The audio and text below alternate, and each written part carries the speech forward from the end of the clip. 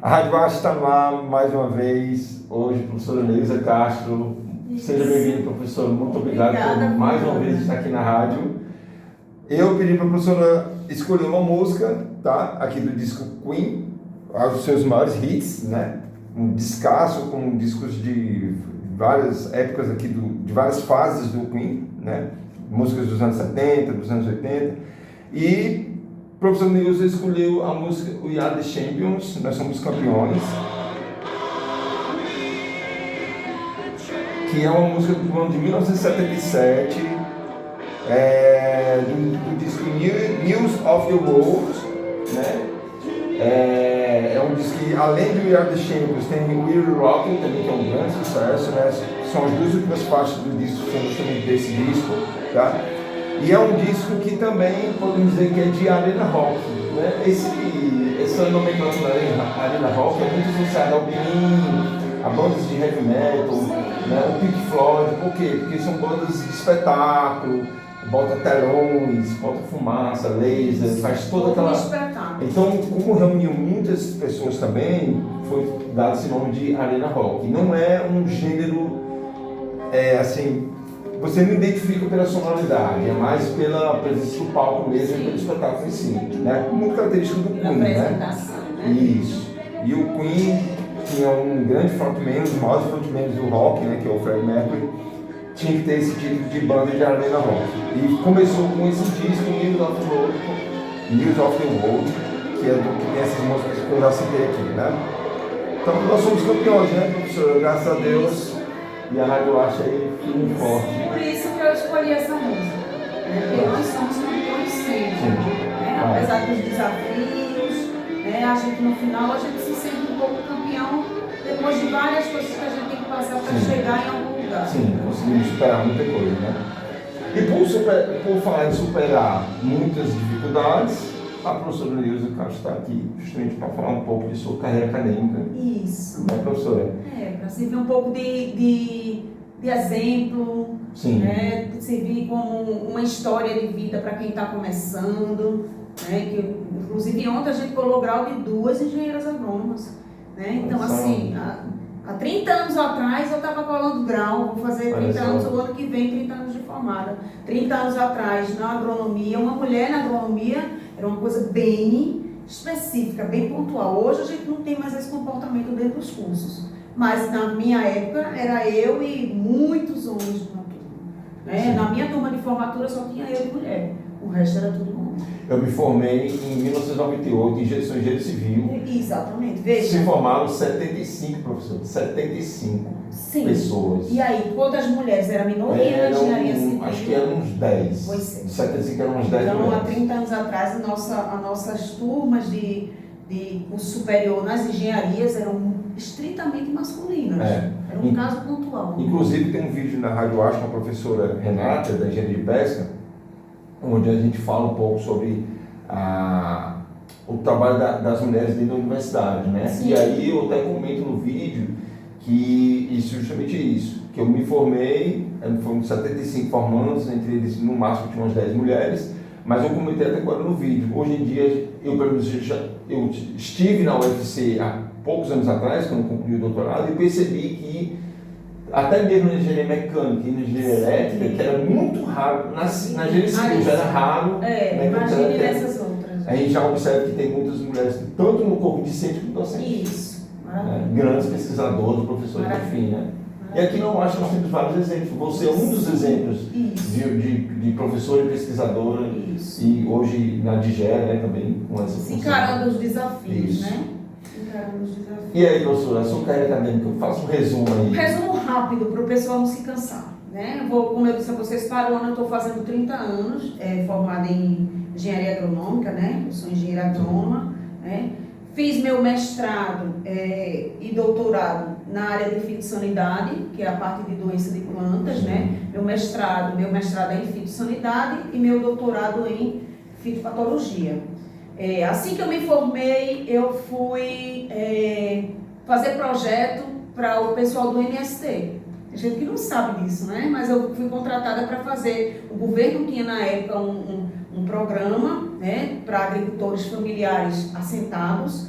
o nome do projeto era Projeto Lumiar, e a gente ia para o campo, olhava, conversava com o agricultor, perguntava, e a gente fazia os projetos e eles colocavam no banco, aqueles que já estavam regularmente assentados, né, em suas áreas, para conseguir recursos para poder fazer seus cultivos, suas criações, né? Então, comecei minha vida por aí, tá? Chegar a andar de Kombi, chegar em casa de lama até o joelho, né? Minha mãe se aperreava, meu pai dizia, deixa ela, é a vida dela, né? Deixa ela aí. E a agronomia é isso, a agronomia, nosso escritório é no campo. Sim. A gente também tem escritório no lab, né, nos laboratórios, mas a gente, o pé da gente, a bota da gente é no campo. Colocar a mão no solo, né? Solo. Aí fala a mão na massa, é a fala a mão mão no no solo. solo, a gente, né? Então, depois disso, eu comecei a fazer um mestrado, né?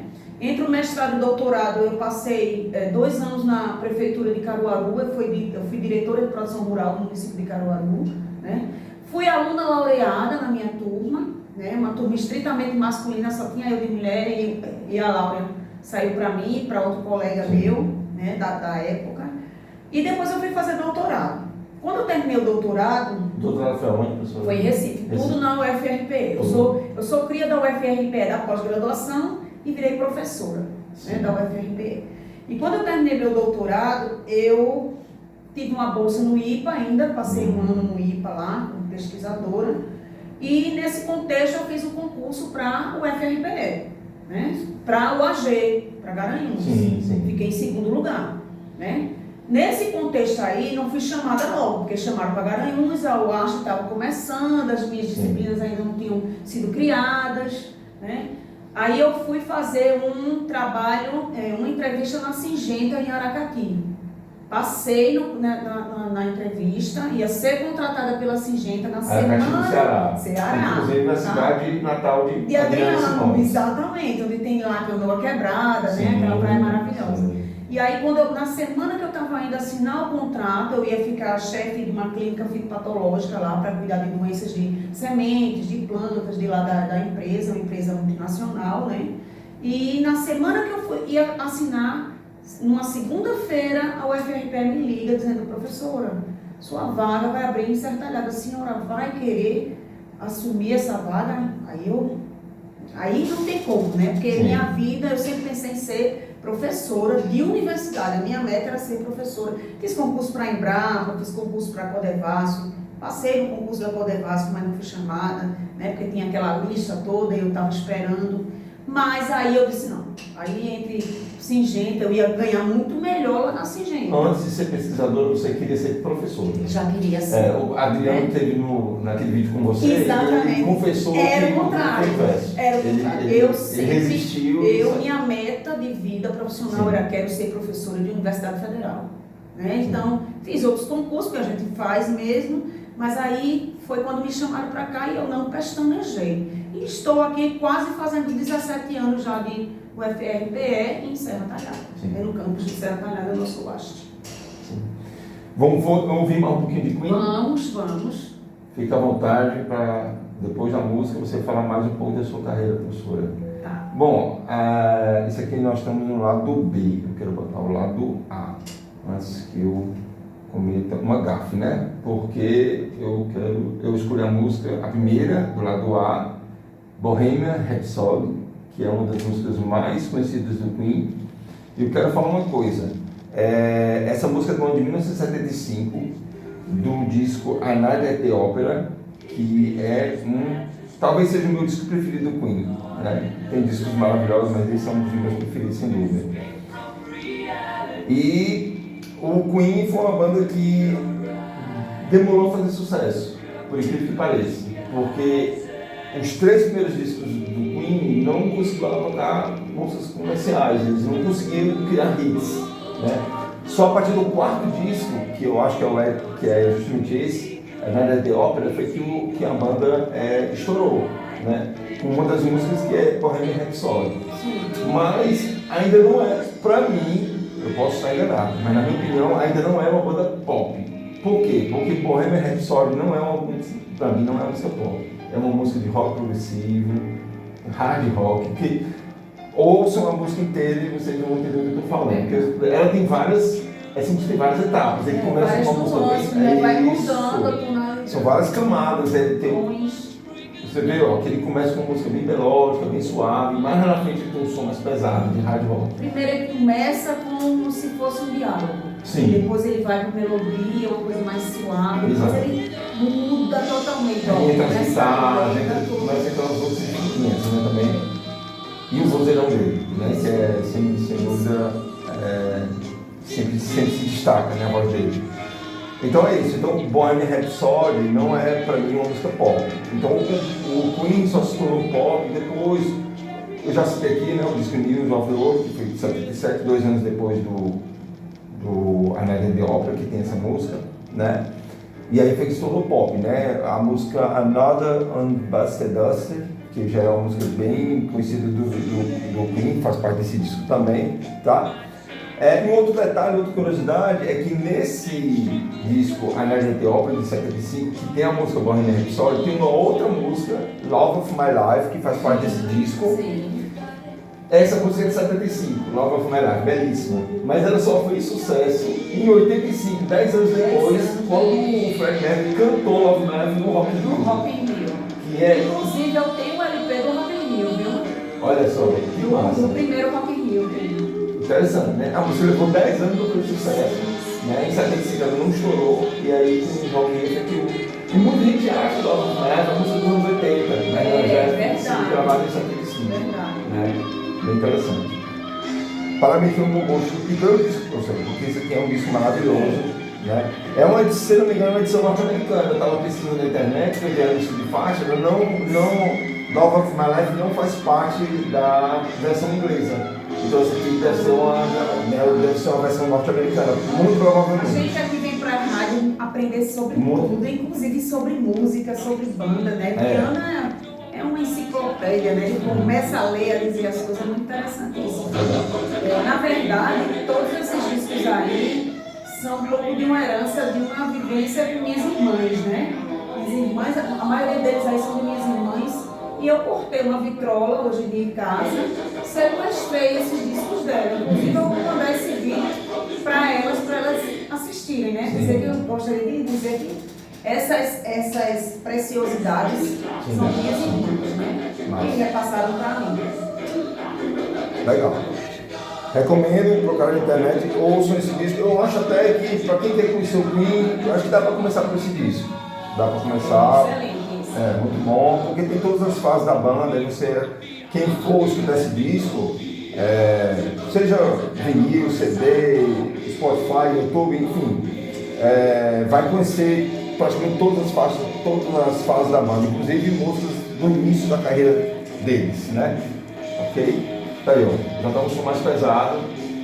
Excelente. É uma música que traz vários Tem vários, tem rock progressivo, tem hard rock, tem tudo aí, rock melódico, enfim. Vamos lá, continuar o nosso bate-papo sobre a carreira acadêmica da professora Neilza Castro. Com a palavra, professora. Bem, aí depois que eu cheguei aqui, né? Sim, aí o tema do meu doutorado foi em cima de uma doença em flores tropicais, uma doença que causa uma murcha vascular.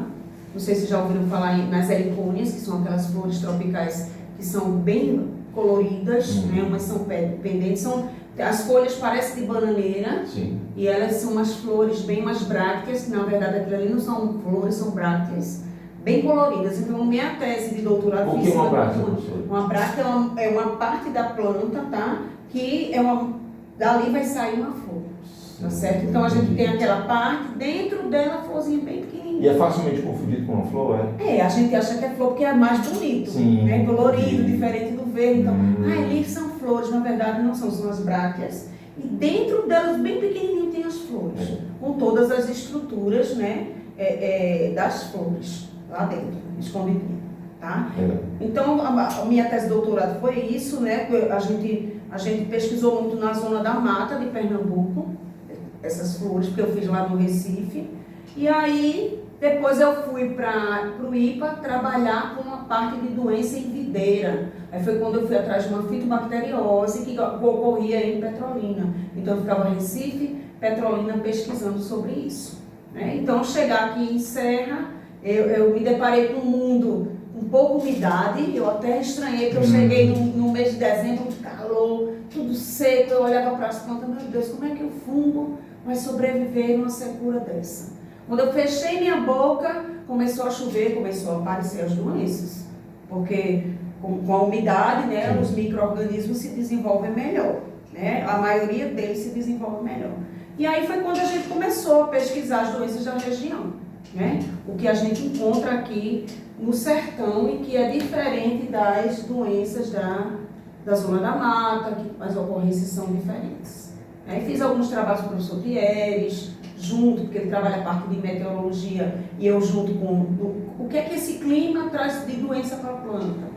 Né? Começou a parte de extensão também, eu adoro fazer extensão. Para mim, assim, apesar de eu fazer pesquisa, mas a minha sequência é ensino, extensão e pesquisa. Eu adoro fazer extensão. Professor, uma pergunta. As suas disciplinas têm alguma relação com o que a professora Rosa Nonato ensina e pesquisa? Eu acredito que sim, né? Sim, tem. Tem uma forte relação, tem. A gente, porque assim, a agronomia sempre tem uma relação de uma disciplina com a outra. Por exemplo, Rosa, ela trabalha com olericultura, a parte de horta, né? Então, quando ela está lá na horta, sempre aparece uma doença lá.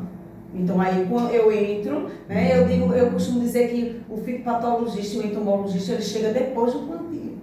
O pessoal planta e a gente vai lá quando começa a ocorrência de doenças e de pragas. A gente chega depois. Né? O pessoal, às vezes, nem quer que a gente chegue. Diz, eita, doença. Porque sabe que vai atrapalhar. Então, não tem muito um trabalho preventivo, não? É mais... Também tem um trabalho também. preventivo. Hoje em dia a gente tem cultivares resistentes, né? Sim. A gente tem todo o manejo em cima de controle de variáveis, de adubação para melhorar a nutrição da planta, para ela responder melhor. A gente faz uma análise de solo, análise microbiológica para saber que micro-organismos estão ali naquele contexto. É porque você fala assim, ele chega depois, chega depois que... Quando aparece a doença, eles chamam a gente. Sim. Se eles não fizeram o preventivo, Sim, vai chegar a doença. Então a gente chega depois.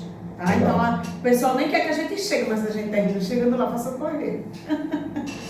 Professor, você é nascido em Maceió. Isso, eu sou alagoana, né, de Maceió, mas sou serra-talhadense, de título de cidadã já, aqui gosto muito do sertão. 2008 você chegou, não foi? Cheguei em dezembro, dia 4 de dezembro de 2008. Eu cheguei em janeiro de 2009. Pronto, olha aí, bem pertinho. Bem pertinho. E aí a gente ficava tudo, eu não sei se você ficava no Maracanã, não. Porque quando eu cheguei, eu fui a primeira pessoa do Maracanã, que era uma sala grande, que eram 30 professores lá dentro. Só tinha um cabo de internet, eu puxei o cabo da internet, botei no meu computador e tal. Daqui a pouco chegou outro, aí só tinha um cabo, aí começou a confusão. Né? Aí vamos arrumar mais cabo. E aí fui ficando, né? Tenho um filho serra-talhadense, nascido aqui, né? Quis que fosse sertanejo, vai ser sertanejo. Lá em casa eu sou de Maceió, meu marido de Timbaúba, meu filho mais velho do Recife e o mais novo de Serra-Talhada. Ninguém briga por causa de time de futebol lá em casa. Vamos encerrar esse vídeo, fica já no finalzinho, com um pouquinho mais de música. Vamos encerrar o primeiro vídeo com a professora Neilza, contou aqui sobre sua carreira acadêmica, ouvindo Beatles, Twist and Shout. É uma música assim, que inclusive faz parte do filme, né? Agora esqueci o nome. Curtindo a Vida Doidada. Um filme excelente. Muito engraçado. Mas isso não é a rotação dele. Tem ou vai também aí? Vivendo aprendendo. Rotação. Ontem eu estava com o professor Felipe. Porque eu disse assim, não, mas... Vamos ouvir o início, ver a diferença, ver tá? A diferença. Olha só, ontem eu estava conversando com o Felipe, que esteve aqui na Rádio Arte, e aí eu disse, Felipe, por que tem essas mudanças de rotação? Aí ele disse, porque tem discos que são fabricados com certas rotações. Olha, aí eu trouxe um 33, 45, 78 são os padrões, né? Isso. Então assim, aqui o 33... 33 vamos fazer é uma Argentina. Olha como foi bom a gente ter feito essa experiência. Eu percebi uma sonoridade diferente, eu disse, som mais abafado, mais lento, mais devagar. 33 rotações, né? Aí tem de 45 que é a média. Que é o que a gente consegue. E a de 78. Aí não está mais pra nada, né? Então é isso mesmo. Inclusive, aqui tem 45 rotações de esquerda, eu não percebi isso. Então, esse Twist and Shout é uma música dos Beatles. Na época do Iê, era uma banda pop ainda e tal. Depois eles se amadureceram, a partir de 1965, com o Discovery Soul, se tornou uma banda progressiva, psicodélica, se tornaram mais maduros, né? E produzindo músicas que, na minha opinião, são melhores. Eu gosto mais dos Beatles dos últimos anos que do início. Embora tenha músicas maravilhosas também de início da carreira, como uma delas é Teaching Sound. Professor Neilson, muito obrigado por essa participação do preview. Vamos agora para o segundo vídeo com o professor Neilson Castro, para bater mais um papo sobre. Começando sobre o que, professor? Agora no sobre música, né? Sobre essas partes. Não que eu seja uma especialista, mas o que eu sei que aprendi um pouco. Claro. Fica um pouquinho mais de Beatles aqui na Rádio Acha, na Rádio Universitária de Santana de Pernambuco. Daqui a pouco tem mais Neilson Castro na Rádio Acha. Até mais.